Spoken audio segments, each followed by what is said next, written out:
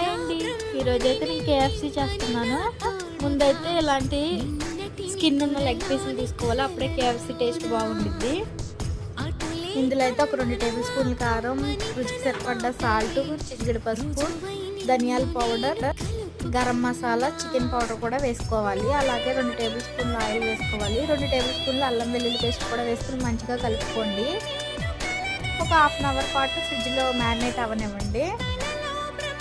ఇప్పుడైతే ఒక ప్లేట్లోకి 1 కప్పు మైదా పిండి, 1 కప్పు కార్న్ఫ్లవర్ తీసుకోవాలి. 1 టేబుల్ స్పూన్ కారం, 1 టేబుల్ స్పూన్ సాల్ట్, అలాగే చికెన్ మసాలా, ధనియాల పొడి ఇవన్నీ వేసుకుని మంచిగా కలిపేసుకోవాలి.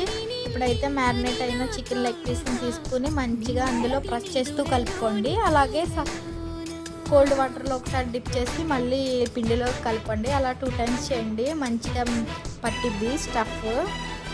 కేఎఫ్సి ఇలా ఇంట్లో చేసుకున్న పర్ఫెక్ట్గా కేఎఫ్సి స్టైలే వచ్చింది. తప్పకుండా మీరు ట్రై చేయండి. ఇప్పుడైతే డీప్ ఫ్రైకి సరిపడ్డ ఆయిల్ పెట్టుకోండి. ఇంకా సిమ్లోనే ఫ్రై చేయాలండి, లేకపోతే లోన ఫ్రై అవ్వవు. ఒక హాఫ్ అన్ అవర్ దాకా పట్టిద్ది.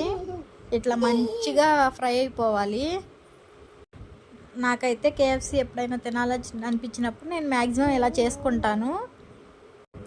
ఇక్కడైతే నాకు మంచిగా ఫ్రై అయిపోయినాయి, నేను ఒక ప్లేట్లోకి తీసేసుకుంటున్నాను. ఇప్పుడైతే మా హస్బెండ్ టేస్ట్ చూసి చెప్తారు ఎలా ఉందో. టేస్ట్ అయితే సూపర్గా ఉంది, యాజ్ యూజువల్గానే. వీడియో నచ్చితే మాత్రం తప్పకుండా లైక్ చేసి సబ్స్క్రైబ్ చేసి కామెంట్ చేయండి.